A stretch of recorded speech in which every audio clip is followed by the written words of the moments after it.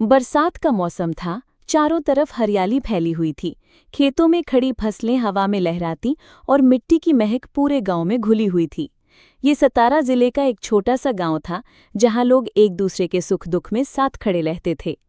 गांव में रक्षाबंधन की तैयारियां जोरों पर थीं। हर घर में मिठाइयां बन रही थीं, रंग बिरंगे कपड़े निकाले जा रहे थे और बहनें अपने भाइयों को राखी बांधने की तैयारी में थीं। गांव के एक कोने में पुराने वट वृक्ष के पास शंकर और गौरी का घर था। शंकर गांव में खेती करता था और गौरी पढ़ाई के लिए शहर में रहती थी। साल में एक ही बार राखी के मौके पर गौरी घर आती थी। उस दिन भी गौरी घर आई थी, लेकिन उसके चेहरे पर खुशी की जगह एक अजीब सी चिंता साफ छलक रही थी। शंकर ने उसे देखा और कहा, अरे गौरी, इस बार तो तू शहर से जल्दी आ गई, लेकिन तेरे चेहरे पर मुस्कान क्यों नहीं है? गौरी ने धीरे से कहा, भैया, अगर मैं तुम्हें अपनी बात बताऊं तो शायद तुम हंसोगे, लेकिन मैं सच कह रही हूं। पिछले कई दिनों से मुझे एक ही सपना बार बार आ रहा है। शंकर ने हैरानी से पूछा, कैसा सपना? गौरी ने कहा, मैं देखती हूं कि हमारे घर के पीछे के खेत में कोई छुपकर घूम रहा है, और आज सुबह तो मैंने सच में किसी के पैरों की आहट सुनी। शंकर ने उसकी बात को हंसी में टालते हुए कहा, गौरी, हो सकता है कोई राहगीर या मजदूर आया हो। गांव में वैसे भी इन दिनों चोरियों की खबरें चल रही हैं। तू चिंता मत कर, मैं हूं ना तेरा भाई, तेरा रक्षक। गौरी ने सिर हिला दिया, लेकिन मन की बेचैनी कम नहीं हुई। अगले दिन सुबह रक्षाबंधन का त्योहार था। गांव में रंगत देखने लायक थी। महिलाएं रंग बिरंगे कपड़ों में सजीं, बच्चे दौड़ते खेलते और घर घर से पकवानों की खुशबू आ रही थी। गौरी ने भैया को तिलक किया, राखी बांधी और मिठाई खिलाई। शंकर ने भी वचन दिया, जब तक मेरी सांस चलेगी मैं तेरी रक्षा करूंगा। राखी का ये पल उनके रिश्ते को और भी मजबूत बना गया। लेकिन तभी गांव के चौक से ढोलक की थाप जैसी आवाज और भीड़ की हलचल सुनाई दी। कुछ बच्चे दौड़ते हुए आए और बोले, भैया, कल रात पाटिल साहब के घर चोरी हो गई। सोने चांदी के गहने और पैसे सब ले गए। पूरा गांव सकते में आ गया। पाटिल साहब गांव के सबसे अमीर और इज्जतदार व्यक्ति थे। उनके घर चोरी होना गांव की सुरक्षा पर बड़ा सवाल था। शंकर को याद आया, गौरी ने जो खेत में किसी के घूमने की बात कही थी, शायद उसमें सच्चाई हो। रात होते ही शंकर ने तय किया कि वो चौकसी करेगा। उसने गौरी को कहा, आज रात तू घर के अंदर रहना, मैं बाहर रहकर नजर रखूंगा। लेकिन गौरी ने जिद की, भैया, मैं भी तुम्हारे साथ रहूंगी। अगर कोई खतरा है तो हम दोनों मिलकर सामना करेंगे। रात का सन्नाटा गहरा रहा था। दूर कहीं कुत्ते भौंकने की आवाज आई। हवा में हल्की सी ठंडक थी और बादलों के पीछे से चांद झांक रहा था। आधी रात के करीब घर के पीछे पड़ी झाड़ियों में हल्की सी सरसराहट हुई। शंकर ने इशारे से गौरी को चुप रहने को कहा और धीरे धीरे उस दिशा में बढ़ा। अचानक अंधेरे में एक काले कपड़े पहने आकृति दिखी। वो धीरे धीरे खेत की तरफ बढ़ रही थी। शंकर ने चुपचाप एक मोटी लकड़ी उठाई और उसका पीछा करने लगा। कुछ कदम चलने के बाद वो आकृति रुक गई। शायद उसे आभास हो गया था कि कोई उसका पीछा कर रहा है। उसने मुड़कर देखा और चांदनी में उसका चेहरा साफ दिखा। शंकर की आंखें फैल गईं। तू? वो और कोई नहीं बल्कि रमेश था, शंकर का बचपन का दोस्त, जो कई साल पहले गांव छोड़कर चला गया था। शंकर ने गुस्से में कहा, रमेश, तू यहाँ क्या कर रहा है और ये चोरी छिपे घूमना क्यों? गौरी भी वहां आ चुकी थी। उसने शक भरी नजर से रमेश को देखा। रमेश ने कांपते हुए कहा, शंकर, मेरी बात सुनो, मैं चोर नहीं हूं। कुछ दिन पहले मैंने सुना था कि गांव में एक गिरोह आने वाला है जो अमीर लोगों के घरों में चोरी करेगा। मैं उन्हें पकड़ने के लिए आया था, लेकिन किसी ने मुझे ही चोर समझ लिया। शंकर ने पूछा, तो तू पाटिल साहब के घर के पास क्या कर रहा था? रमेश बोला, वो चोरों का सरगना आज रात गांव के बाहर वाले कुएं के पास मिलने वाला है। मैं चाहता था कि उन्हें रंगे हाथ पकड़ूं, लेकिन अकेला था, इसलिए छुपकर घूम रहा था। शंकर को बात में सच्चाई लगी। उसने तय किया कि वे तीनों मिलकर चोरों को पकड़ेंगे। रात के 12:30 बजे वे कुएं के पास पहुंच गए। वहां 3 आदमी आपस में चोरी का माल बांट रहे थे। शंकर और रमेश ने झपटकर उन्हें पकड़ लिया और गौरी ने गांव के कुछ लोगों को बुला लाई। थोड़ी झड़प के बाद चोरों को काबू में कर लिया गया। गांव के लोग इकट्ठा हो गए। पाटिल साहब ने खुशी से कहा, शंकर, रमेश और गौरी, तुम तीनों ने आज गांव की इज्जत बचा ली। गौरी ने मुस्कुराते हुए भैया की ओर देखा। देखा भैया, राखी के धागे का मतलब सिर्फ भाई का बहन की रक्षा करना नहीं, बल्कि बहन भी भाई की रक्षा कर सकती है। शंकर ने गर्व से कहा, हाँ गौरी, आज हमने एक दूसरे की रक्षा की है। यही असली राखी का गूढ़ अर्थ है। कहानी का संदेश, राखी का धागा सिर्फ परंपरा नहीं, बल्कि जीवन भर का वादा है, विश्वास, प्रेम और हर परिस्थिति में एक दूसरे की रक्षा का। चोरों को पकड़ने के बाद गांव में शंकर, गौरी और रमेश की खूब तारीफ हुई। लोग कहते ठगते नहीं थे, ये भाई बहन और उनका दोस्त हमारे गांव के रखवाले हैं।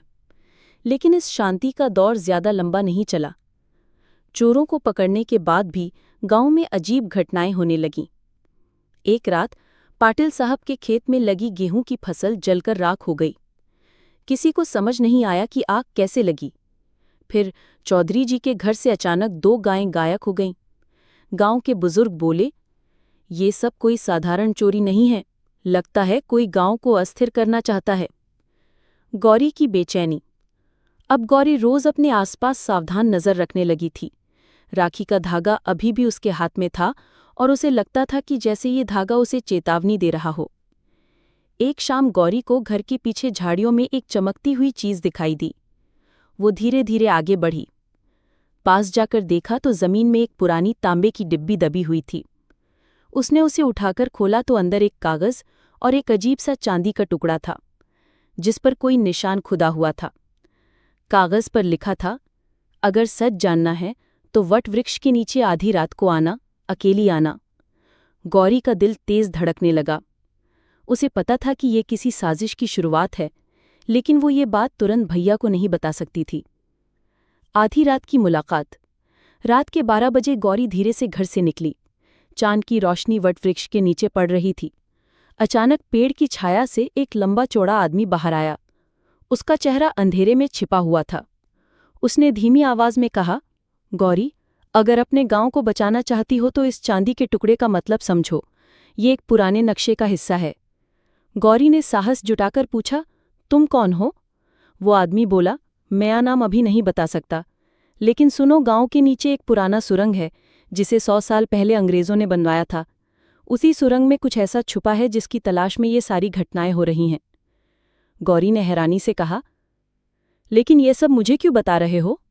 वो आदमी बोला, क्योंकि तुम्हारे भाई और तुम्हारे दोस्त रमेश पर अगला निशाना है।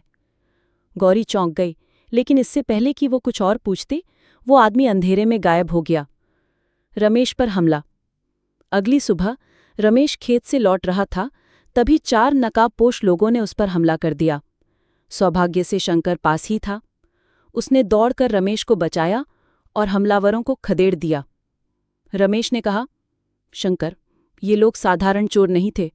इनके हाथ में वही निशान है जो उस चांदी के टुकड़े पर है। शंकर चौंक गया। तुझे कैसे पता? रमेश बोला, क्योंकि मैंने बचपन में ये निशान देखा है।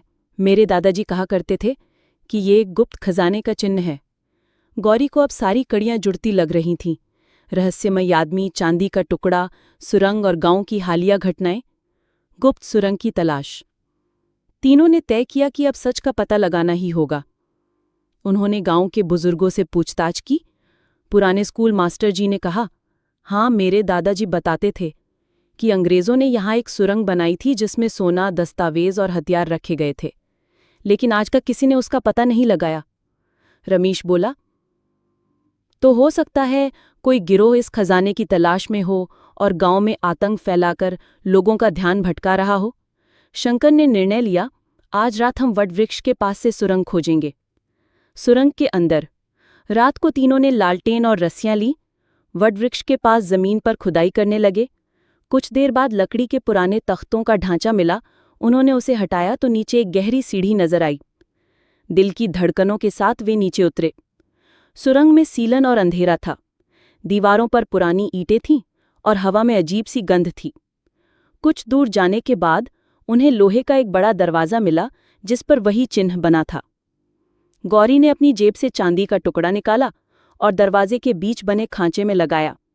दरवाज़ा चरमराते हुए खुल गया। अंदर का राज। अंदर एक छोटा कमरा था जिसमें लोहे के बक्से रखे थे। उनमें पुराने सोने के सिक्के, रत्न और कुछ अंग्रेजी दस्तावेज थे। लेकिन तभी पीछे से किसी ने टॉर्च की रोशनी मारी। वही नकाबपोश गिरोह। उनके सरदार ने कहा, बहुत होशियार हो तुम लोग, अब खजाना हमारे हवाले करो। शंकर और रमेश ने डटकर मुकाबला किया। गौरी ने अपनी सूझबूझ से लालटेन गिराकर आग फैला दी, जिससे गिरोह डरकर पीछे हट गया। गांव के कुछ लोग, जिनसे शंकर ने पहले से मदद मांगी थी, समय पर पहुंचे और सभी बदमाश पकड़ लिए गए। गांव में फिर से शांति लौट आई। खजाने को सरकारी संरक्षण में दे दिया गया। पाटिल साहब ने कहा, गौरी, आज तूने साबित कर दिया कि राखी का मतलब सिर्फ भाई की रक्षा नहीं, बल्कि बहन भी भाई के लिए ढाल बन सकती है। गौरी ने मुस्कुराकर कहा, राखी का धागा सिर्फ हाथ पर नहीं, दिल पर बंधा होता है। रक्षा सिर्फ ताकत से नहीं, बल्कि विश्वास, बुद्धि और साथ निभाने से होती है। भाई बहन का रिश्ता यही सिखाता है कि हर मुश्किल में एक दूसरे का सहारा बनना।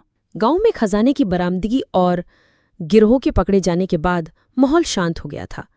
लोगों को लगा कि अब कोई खतरा नहीं है, लेकिन शंकर, गौरी और रमेश के मन में कहीं ना कहीं एक अधूरा सवाल बाकी था। वो रहस्यमय आदमी कौन था जिसने गौरी को चांदी का टुकड़ा दिया था? गौरी को उसकी आवाज और अंदाज अब भी याद था। और सबसे बड़ी बात, गिरोह पकड़ा गया, लेकिन उसके सरगना से असली राज नहीं निकलवाया जा सका। वो बस इतना कहता रहा, तुम लोग सोचते हो कि ये खजाना असली था, असली चीज तो अब भी हमारे हाथ से दूर है। नई शुरुआत, नया डर। कुछ दिन बाद गांव में फिर एक अजीब घटना हुई। रात के समय पंचायत भवन में आग लग गई और उसमें रखे कई पुराने रिकॉर्ड जल गए। सबको ये बात अजीब लगी, क्योंकि ये रिकॉर्ड गांव की जमीन और इतिहास से जुड़े थे। शंकर ने शक जताया, ये कोई साधारण हादसा नहीं है, कोई चाहता है कि पुराना सच हमेशा के लिए मिट जाए।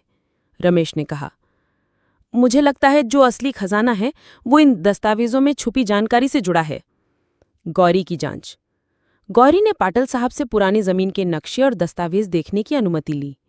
उन्हें पलटते पलटते उसने एक जगह देखा। गांव के दक्षिण छोर पर पुराना कुआं लिखा था, जिसके पास लाल रंग का गोल निशान था। वो वही निशान था जो चांदी के टुकड़े पर और दरवाजे पर खुदा हुआ था। गौरी ने तुरंत ये बात शंकर और रमेश को बताई। पुराने कुएं का रहस्य। तीनों उस कुएं के पास पहुंचे। वो जगह सुनसान थी, चारों तरफ झाड़ियां उगी थीं। कुएं का पानी सूखा हुआ था। अंदर उतरने के लिए रस्सी बांधकर शंकर और रमेश नीचे गए, जबकि गौरी ऊपर खड़ी रही। नीचे पहुंचते ही उन्हें ईंटों से ढकी एक पुरानी दीवार मिली। रमेश ने हाथ से ईंटें हटाईं तो एक संकरित सुरंग का रास्ता दिखाई दिया। वे सावधानी से अंदर बढ़े और लगभग 50 कदम चलने के बाद एक लोहे का संदूक मिला। संदूक खोलते ही तीनों के होश उड़ गए। अंदर पुरानी पांडुलिपियां, तांबे की प्लेटें और सोने के सिक्के थे। लेकिन एक पांडुलिपि पर लिखा था, राजा प्रताप सिंह की गुप्त वसीयत। वसीयत का खुलासा। पांडुलिपि में लिखा था कि राजा प्रताप सिंह ने अंग्रेजों से युद्ध से पहले अपना असली खजाना गांव के लोगों की भलाई के लिए छुपा दिया था। उसमें यह भी लिखा था कि इस खजाने का उपयोग तभी होगा जब गांव पर कोई बड़ा संकट आएगा और इसकी चाबी पीढ़ी दर पीढ़ी एक विशेष परिवार के पास रहेगी। वो परिवार था शंकर और गौरी का। गौरी की आंखों में आंसू आ गए।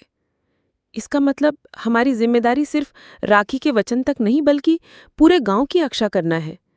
सच का सामना। तभी अचानक सुरंग के अंदर कदमों की आवाज गूंजने लगी।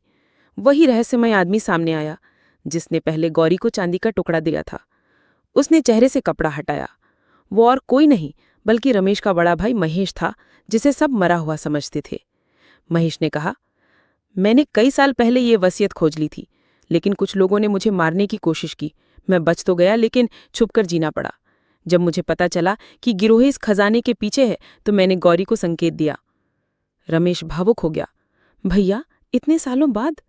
महेश ने मुस्कुराकर कहा, अब समय आ गया है कि ये खजाना गांव के काम आए। तीनों ने महेश के साथ मिलकर वसीयत और खजाना पंचायत के हवाले किया।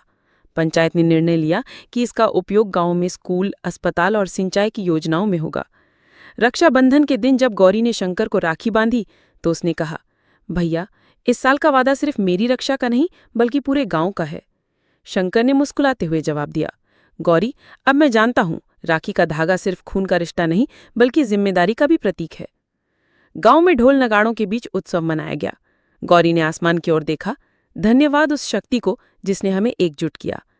राखी का असली अर्थ सिर्फ भाई बहन के बीच का प्रेम नहीं बल्कि साथ मिलकर सच्चाई, न्याय और अपने लोगों की रक्षा करना है। हमारे चैनल को सब्सक्राइब, लाइक, शेयर, कमेंट जरूर करिए। बस इतना ही कहना चाहती हूँ। तो चलो मिलते हैं अगले नए प्रेस कहानी में। तब तक के लिए नमस्कार।